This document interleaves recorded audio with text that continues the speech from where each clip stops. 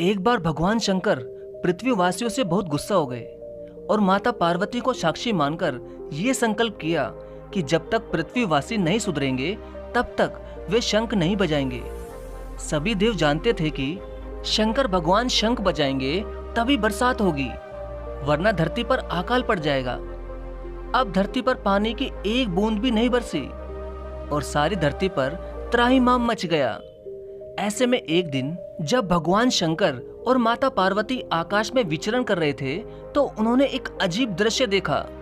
उन्होंने देखा कि एक किसान भरी दोपहर में और कड़कती धूप में खेत की जुताई कर रहा था। वो किसान पसीने से पूरा नहाया हुआ था, मगर फिर भी वो अपने ही धुन में बहुत मगन था।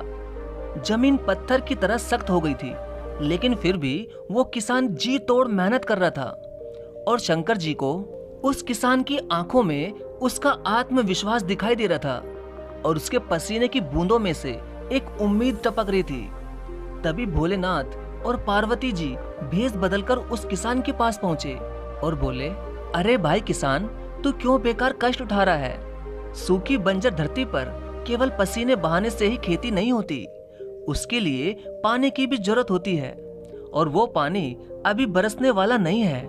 तभी किसान ने हल चलाते चलाते ही जवाब दिया कि हाँ, बिल्कुल ठीक कह रहे हैं आप श्रीमान, लेकिन मैं हल चलाने का गुण भूल ना जाऊं, इसलिए मैं रोज ही पूरी लगन के साथ हल चलाता हूँ। क्योंकि अगर मैं हल चलाना ही भूल गया तो क्या केवल वर्षा से ही खेती हो सकेगी? बिल्कुल नहीं। मेहनत का अपना ही परम आनंद है। लोभ के लिए मैं कभी खेती नहीं करता।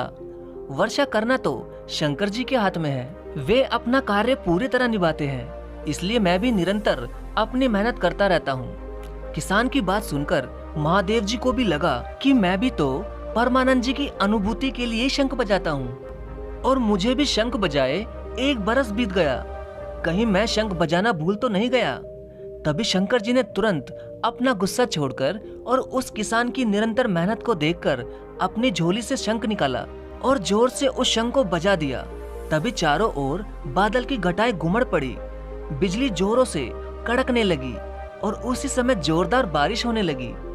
इस वर्षा के स्वागत में किसान के पसीने की बूंदें पहले ही खेत में गिरकर चमक रही थी।